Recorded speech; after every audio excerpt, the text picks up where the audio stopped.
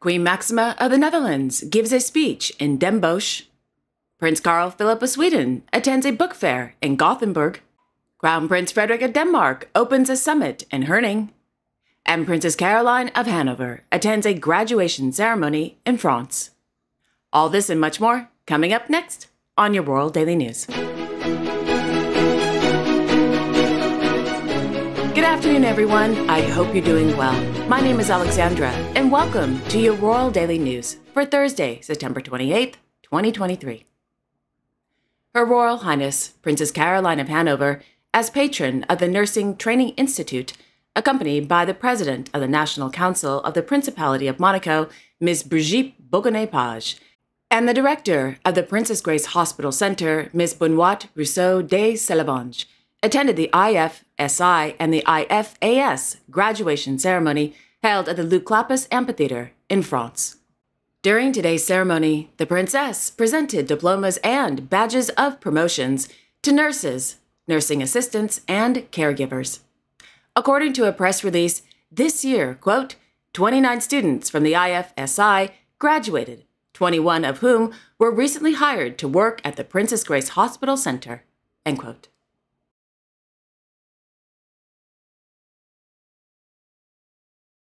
Last evening in Port Hercule, their Serene Highnesses Prince Albert II and Princess Charlene of Monaco, accompanied by Miss Charlotte Casaraghi-Rassam as patron of the Sûreté Publique de Monaco, and the Minister of the State of the Principality of Monaco, Mr. Pierre Dautou, along with other members of the Prince's government, presided over the inauguration and blessing of the Maritime and Airport Police Division's new rapid intervention military boat named Saint Georges. According to a statement from the Prince's government, the new 1,000 Rafale military boat, designed by the company Sillinger, is 10 meters long and 3.3 meters wide and can carry up to 16 people on board at a maximum speed of 45 knots.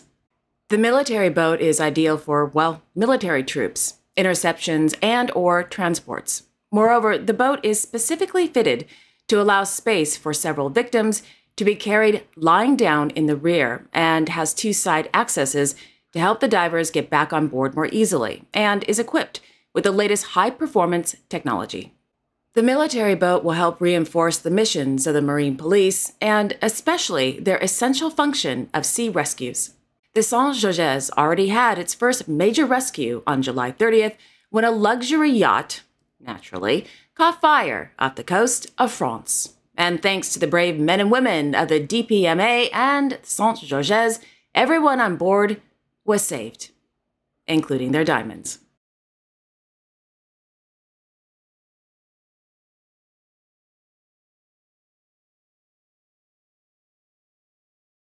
In Malaga, Her Majesty Queen Letizia of Spain attended the opening ceremony of the Second Congreso Internacional sobre Trata de Seres Humanos, held at the Auditorio Edgar Neville. Today's event was organized by the Nuevo Hogar Betania, a non-profit association based in Cádiz, with the mission to serve anyone who is in a situation of social exclusion, such as the homeless, inmates or former inmates, immigrants, and women victims of human trafficking.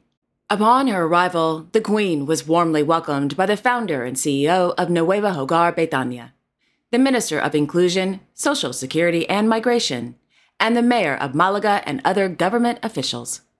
The event began with a lecture entitled Trafficking in a Post-COVID Era, Challenges and Trends.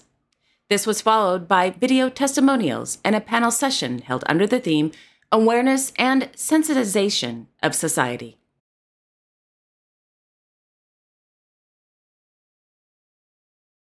His Majesty King Felipe VI of Spain presided over the opening ceremony of the 5th edition of the Foro La Toja, Piccolo Atlántico, held at the Convention Center, Eurostar's Grand Hotel, on Isla de la Toja.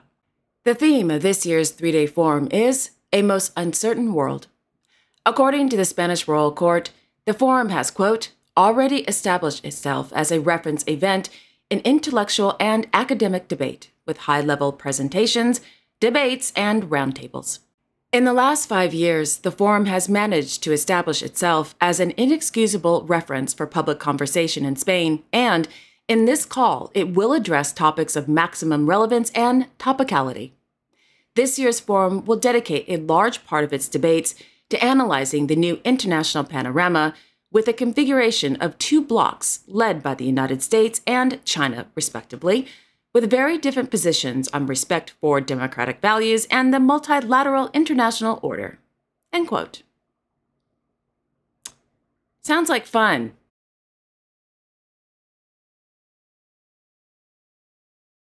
His Royal Highness Crown Prince Frederik of Denmark, accompanied by the Prime Minister of Denmark, Ms. Mette Frederiksen, attended the opening of the 2023 DI Business Summit in Herning. The DI Business Summit, Denmark's most important business event, gathers over 1,400 business leaders from across Denmark, politicians, and international leaders as well as CEOs to discuss the most significant trends and find solutions that will help propel Denmark and Danish companies forward. During the opening ceremony, the Crown Prince presented the 2023 DI Business Prize to the CEO of Give Steel, Mr. Torben Larsen. In a press release from the Administrative Director of the DI Business Summit, Mr. Lars Sorensen, he said that the DI Business Award is different from other business awards. The DI Business Award is presented to an individual who has, quote, taken on an extraordinary social responsibility, and that is Torben Larsen. Give Steel calculates a social bottom line, and it is taken seriously by the company. Every year, more young people get on the right track through Give Steel's efforts, and Torben Larsen takes pride in straightening out young people's lives. To that extent, he deserves thanks, and to that extent, he deserves the DI Business Award this year. End quote. Prior to presenting the DI Business Award to Mr. Larsen, the Crown Prince said, quote, taking a social responsibility, which so many companies do every single day, is many things. This is when, for example, you make a difference for young people who have had difficulty finding a foothold on the labor market as well as in life. Then you don't just make a difference to the local community, but also for Denmark as a whole. End quote. On Wednesday, in Washington, D.C., His Royal Highness Prince Joachim of Denmark, in his capacity as a defense attaché at the Danish Embassy, took part in Uniform on the Job Day. According to the Danish Royal Court, Uniform on the Job Day is when reservists and volunteers in the Danish Armed Forces, the Danish Home Guard, the National Emergency Management Agency, and the Coast Guard can wear their uniform in connection with their civilian work or place of study, provided that their employer or place of study has given consent. In the photo, the prince is with his colleagues at the Danish Embassy in D.C. Among the colleagues is the embassy's intern, who is voluntarily active in the Danish Home Guard and is therefore part of the reserve force.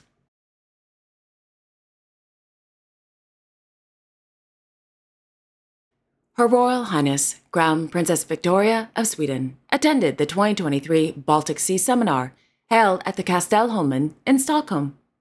The theme of this year's seminar is A Blue Economy Requires the Well-Being of the Baltic Sea.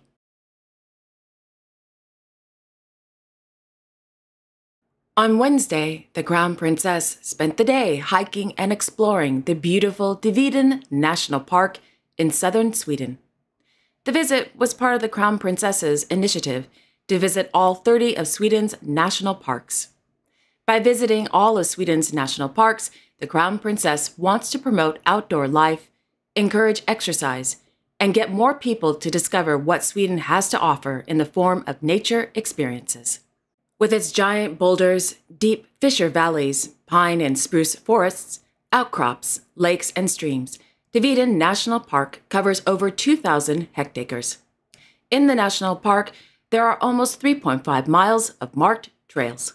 During her hike, the Crown Princess learned about the stunning flora and fauna around the lakes and ponds in the national park.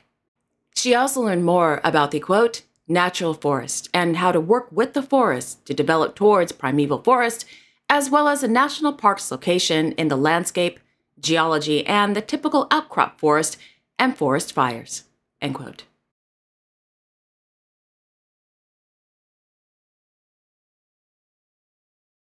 In Gothenburg, His Royal Highness Prince Carl Philip of Sweden inaugurated the new children's area at the 2023 Gothenburg Book Fair. After cutting of the ribbon, the prince gave a speech stating, quote, "I want you all to open your eyes to those who don't read and ask why they don't. Asking questions is caring. Maybe they don't have a space of peace and quiet. Maybe they don't have the time, or they haven't found a book that interests them.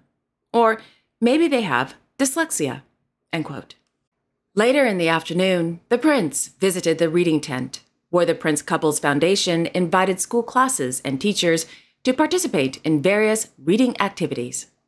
The students and the teachers were given the opportunity to take part in the method game entitled The Great Adventure. The game was created by the Prince Couples Foundation for children with dyslexia. According to the Swedish Royal Court, the purpose of the game is to get children and young people interested in reading in a unique, fun, and playful way. In the game, children practice sounding out syllables, finding words, and following instructions.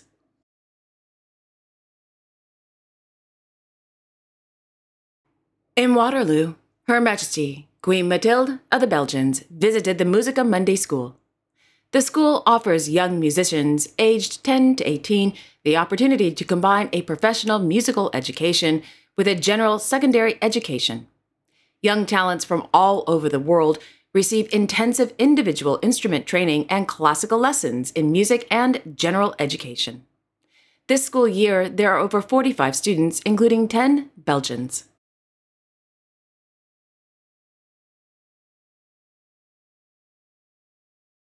In Den Bosch, Her Majesty Queen Maxima of the Netherlands, as honorary chairman of the Minddust Foundation, opened the Unlimited Festival of the Association of University of the Netherlands this morning.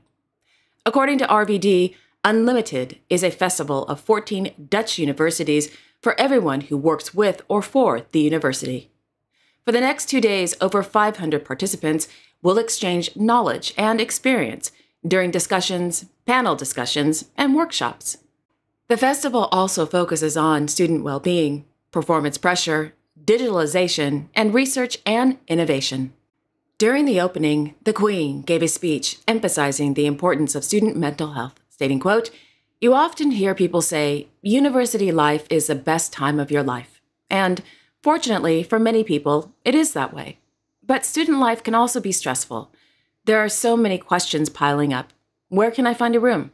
How do I make ends meet financially? Can I handle my studies? Am I performing well enough? And when I graduate, what will the world look like? The climate crisis, the housing crisis, financial insecurity, the war in Ukraine, it all keeps students busy. And on top of that, many young people feel that they have to continuously work on their CV. They compete with others with extra internships, a board position, or volunteer work. That increases the pressure even higher.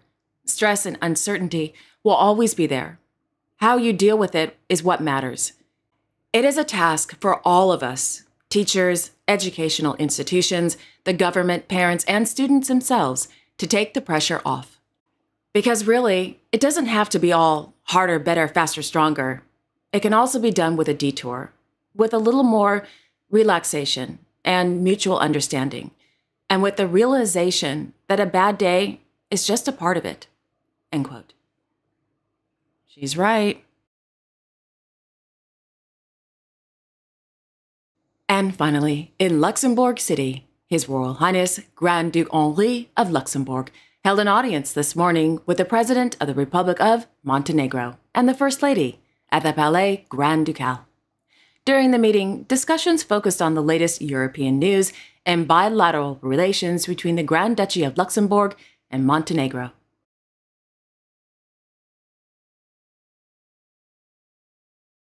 Well, I was wrong. There is one more thing. In the afternoon, the Grand Duke attended the astronaut 4-a-day competition held on the Findale tarmac, wherever that is. During today's event, the Grand Duke met with 35 budding young astronauts who, quote, discovered the joys of weightlessness during a 2-hour parabolic flight in an Airbus A310, end quote. I'm sure someone got sick. Anyway, Astronaut for the Day competition is an initiative of the Luxembourg Space Agency and is intended to promote space careers among young people.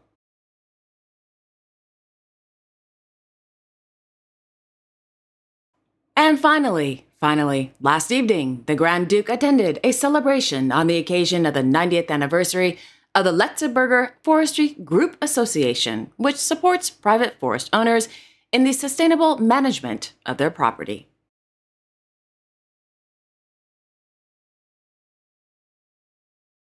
And there you have it. Thank you all so much for joining me this afternoon. I will be back on Saturday, September 30th, with all the latest world news. Why? Well, I'm going surfing tomorrow. Well, actually, I surf every day, every morning, I should say. But tomorrow, I decided I'm going to take the whole day off, just be in the water and catch some waves and have a fabulous time. Anyway, with that being said, again, have a wonderful afternoon, everyone. And don't forget to like, share, and subscribe, and hit that notification bell so you won't miss a thing on Saturday. Okay, I will see you all soon. Bye-bye.